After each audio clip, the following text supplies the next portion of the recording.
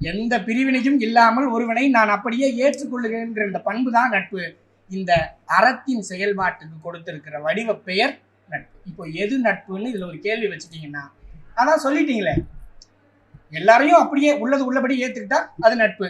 சொன்னதுக்கு பிறகு இப்போ அடுத்த 25-30 நிமிஷம் நாம இதை பேசினா ஆகணுமா? அதான் முடிஞ்சிருச்சே, இத்துடன் என் பேச்சை முடித்துக் கொள்ளுகிறேன் அப்படின்னு சொன்னா இங்க இருக்கிற நிறைய பேருக்கு சந்தோஷமாவும் இருக்கும். இவன் அடுத்து என்ன பண்ண காத்திருக்கான்னு தெரியல. ஒண்ணு மட்டும் யோசிச்சு பார்ப்போமே, இந்த உலகத்தில் நமக்கு கிடைத்திருக்கிற எல்லா உறவுகளும் நம்ம அனுமதி இல்லாமல், நம்முடைய எந்த விதமான உத்தரவும் இல்லாமல் நமக்கு வந்து சேர்ந்தது. அது அப்பா அம்மாவாக இருந்தாலும், அப்பா அம்மா மாமா பாட்டி சித்தி சித்தப்பா எல்லாரும். ஆனா நாமே தேர்ந்தெடுத்து கொள்ளக்கூடிய உரிமையையும், தேவையில்லை என்றால் விலகுவதற்கான உரிமையையும் தந்திருக்கிற ஒரே உறவு நட்பு மட்டும்தான். இன்னும் சொல்ல போனால் நட்பு மட்டும்தாங்கிறத கல்லூரி காலத்தில் மட்டும்தான் நாம் பயில முடியும். அதுக்கு பிறகு யோசிக்கத்தான் முடியும். கல்லூரி காலத்தில் கல்வி பயில்வதை காட்டிலும் நீங்கள் நண்பர்களாக நட்போடு வாழ பயில வேண்டும். அதுக்குத்தான் சேர்ந்து படிக்கணும். வெறுமனே கல்வி சான்றிதழ் தான் வேணும்னா நீங்க கரஸ்ல படிக்கலாம். தோராயமா ஒரு வகுப்புல எத்தனை பேர் இருப்பீங்க? சும்மா பேசலாம், பேசுறவங்க மட்டும்தான் பேசணுமா என்ன? சேர்ந்து பேசுவோம். தோராயமா ஒரு வகுப்புல எவ்வளவு பேர் இருப்பீங்க உங்க கிளாஸ்ல? 50.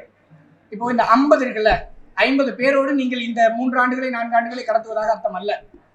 கல்லூரி முடித்து வெளியே போன பிறகும் இந்த 50 மூளைகளும் 50 இதயங்களும் இந்த 50 மனிதர்களும் எப்படி உங்களிடத்தில் நடந்து கொண்டார்களோ இதே போலத்தான் இந்த சமூகம் உங்களிடம் நடந்து கொள்ள போகிறது. ஒருத்தவங்க மேல பயங்கர அன்பா இருப்பான், ஒருத்தவங்களை பார்த்தாலே வெறுப்பா இருப்பான், ஒருத்தன் உங்களுக்கு கூட நல்லாவே பேசிட்டு இருப்பான், ஆனா உங்களுக்கு பின்னாடி வேற ஒரு வேலை பார்ப்பான். இப்படியான 50-100 மனிதர்களைத்தான் நீங்கள் சந்திக்க போகிறீர்கள். இவர்களை கடந்தும் நட்பாக, நட்புணர்ச்சியோடு, நட்புரிமையோடு வாழ பழகி கொண்டால் இந்த கல்லூரி காலம் நமக்கு நட்பை பயிற்றுவித்திருக்கின்றது பொருள். அப்ப இன்னைக்கு நம்ம பேச போறது இதைத்தான். நட்பு ஒரு ஜேர்னிமா. இது எங்க தொடங்கும்?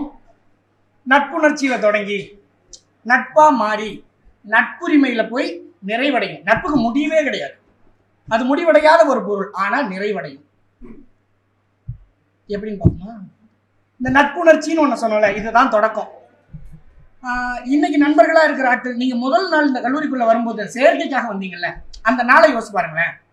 அப்பா அம்மாவோட வந்து பேக்கன்னு ஒரு பையன் நின்றுட்டு இருந்திருப்பான். உங்களை பார்க்கும்போது அவனுக்கும் அப்படிதான் தோணி இருக்கும். அப்பா அம்மா இல்லாம அடுத்த நாள் காலேஜுக்கு வரும்போது எவன் பக்கத்துல உட்காரலாங்கிறது தான் முதல் கேள்வி. ஏதோ ஒருத்தன் கிடைச்சவன் பக்கத்துல இல்ல பிடிச்சவன் பக்கத்துல, எங்க சீட்டு காலியா இருந்ததோ அங்க உட்காந்துருப்போம். உட்கார்ந்ததுக்கு பிறகு நாம பேச ஆரம்பிச்சிருப்போம். ஸ்கூல் எங்க படிச்சீங்க? வீடு எந்த ஏரியா? எங்கடா படிச்ச?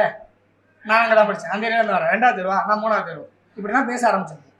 பேசும்போது இப்போ ட்ரெண்டில் சொல்கிறதா வைப் செக்கிங்னு பேர் இதுக்கு.